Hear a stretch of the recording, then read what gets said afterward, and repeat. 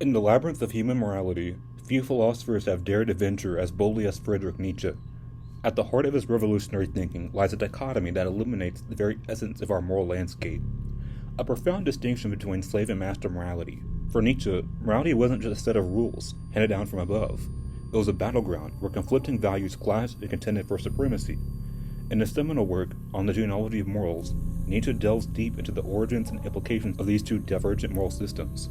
At its core, slave morality emerges from the crucible of suffering and oppression. It arises in the hearts of those who find themselves subjugated by forces beyond their control, those who endure the lash of tyranny and the weight of injustice. Slave morality extols virtues such as humility, meekness, and compassion. It venerates the weak and downtrodden, preaching a gospel of empathy and solidarity in the face of adversity. But standing in stark contrast to slave morality is its antithesis, the philosophy for the masters. For Nietzsche, master morality springs forth from the spirit of conquest and domination. It is the creed of those who wield power with impunity, who carve their destiny with unwielding will and ambition. Master morality celebrates strength and courage and individualism. It sees morality not as a set of chains to bind the powerful, but as a reflection of one's own power and self-determination. But amidst this eternal conflict, one question looms large. Which path leads to true righteousness? Is it the path of the slave, who finds virtue in humility and solidarity? Or is it the path of the master, who embraces strength and self-assertion? Join us as we delve into the heart of the moral quandary, where the lines between good and evil blur and the truth lies hidden in the shadows. Welcome to the clash of the slave and master morality. Which side will you choose? According to Nietzsche, masters create morality and the slaves respond to their master morality with their slave morality. Slave morality is based on ressentiment. Ressentiment is a sense of hostility directed towards an object that one identifies as the cause of one's frustration. The sense of weakness and inferiority complex in the face of the cause generates a rejecting and justifying value system which attacks or denies the perceived source of one's frustration.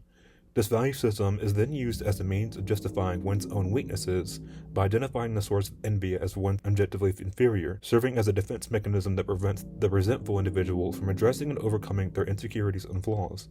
The ego creates an enemy to insulate themselves from culpability. However, as master morality originates from the strong, slave morality originates from the weak. Slave morality is the inverse of master morality. Slave morality is characterized by modern cynicism and pessimism.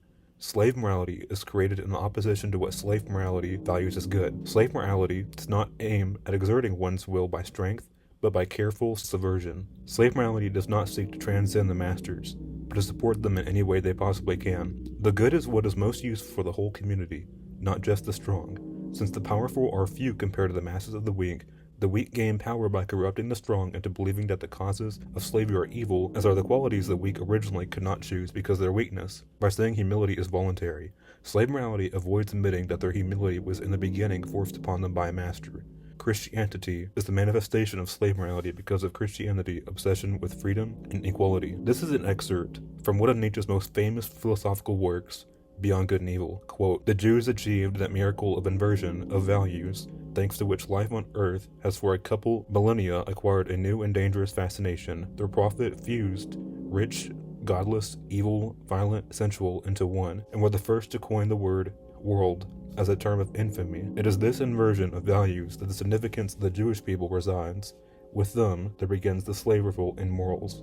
End quote. This excerpt from Friedrich Nietzsche's Beyond Good and Evil highlights his concept of master and slave morality, which is central to this critique of traditional moral system. In this passage, Nietzsche discusses the role of Jews in initiating what he sees as a historical shift in moral values. According to Nietzsche, master morality is characterized by values such as strength, power, and nobility, which are embodied by those in positions of dominance and authority. In contrast, slave morality arises as a reaction to master morality, where the oppressed and powerless redefine moral value in terms of traits like humility, meekness, and compassion. Nietzsche argues that the Jews played a significant role in the development of slave morality by turning traditional values upside down. For example, the associated poverty with holiness and condemned traits like wealth and power. This inversion of values, according to Nietzsche, marked the beginning of a, quote, slave revolt in morals that would eventually become widespread in Western culture. By emphasizing the role of Jews in this process, Nietzsche is not singling them out as a specific group, but rather using them as an example to illustrate his broader critique of how moral values have evolved over time. This passage emphasizes Nietzsche's belief that morality is not fixed or objective, but rather a product of historical and cultural influence.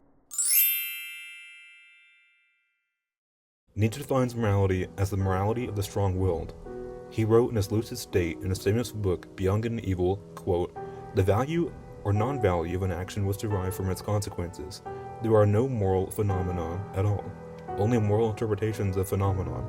This quote relates to master morality in the sense that it challenges the idea of fixed, objective moral values and instead emphasizes the subjective nature of morality. In Nietzsche's concept of master morality, moral values are typically defined by those in positions of power and authority, reflecting traits such as strength, power, and nobility. However, Nietzsche's assertion that, quote, "there are no moral phenomenon at all, only moral interpretations of phenomenon," end quote, suggests that these values are not inherent or absolute, but rather constructed by individuals and societies based on their own perspectives and interpretations. This challenges the notion that master morality represents an objective standard of moral excellence and instead implies that it is one among many possible interpretations of morality. Furthermore, Nietzsche's emphasis on the role of interpretations in shaping moral value suggests that master morality itself is subjected to interpretation and critique. It invites us to question the legitimacy of the values promoted by those in positions of power and encourages a more nuanced understanding of morality that takes into account the diversity and perspectives of interpretation that exists in society.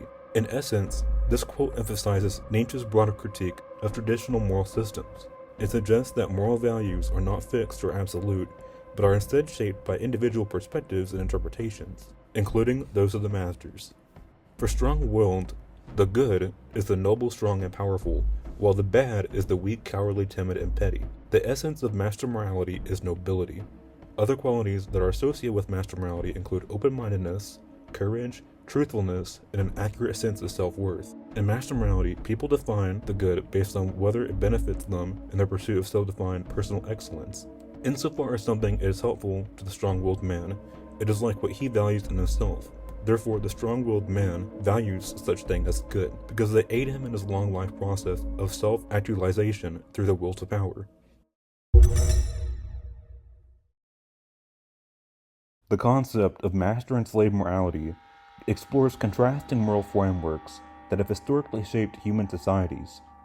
While Nietzsche's analysis primarily focus on ancient and medieval society, the dynamics of master and slave morality continues to resonate in modern-day society in several ways. For example, in modern society, power dynamics often reflect elements of master and slave morality. Individuals and groups with socioeconomic, political, or cultural power may adhere to values associated with master morality, such as ambition, competition, and domination. Conversely, marginalized or oppressed groups may adopt values associated with slave morality, such as empathy, solidarity, and resistance, as a means of challenging dominant power structures. Master-slave morality contribute to the formation of social hierarchies in modern society. Master morality may reinforce existing hierarchies by valorizing traits associated with dominance and success, while slave morality may provide a moral framework for resisting oppression and advocating for social justice. The tension between these moral frameworks can shape social relations and contribute to conflicts over power and privilege. Master and slave morality influence the ethical values and norms that govern individual behavior in societal institutions. Modern societies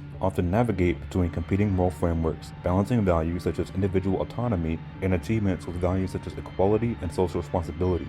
The interplay between these moral perspectives can be seen in debates over issues such as wealth inequality, social justice, and human rights. Master and slave morality are reflected in cultural narratives, myths, and ideologies that shape collective identity and worldview.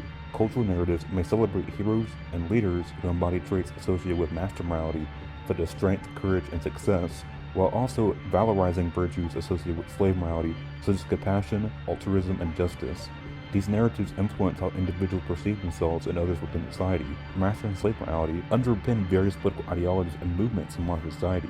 Conservative ideologies often emphasize values associated with master morality, such as individualism, meritocracy, and free market capitalism, while progressive ideologies may prioritize values associated with slave morality, such as social welfare, equality, and human rights. The clash between these ideological perspectives shapes political discourse and policymaking. Overall, while the dynamics of master and slave morality have evolved over time, their influence continues to shape modern-day society in complex and multi-faced ways.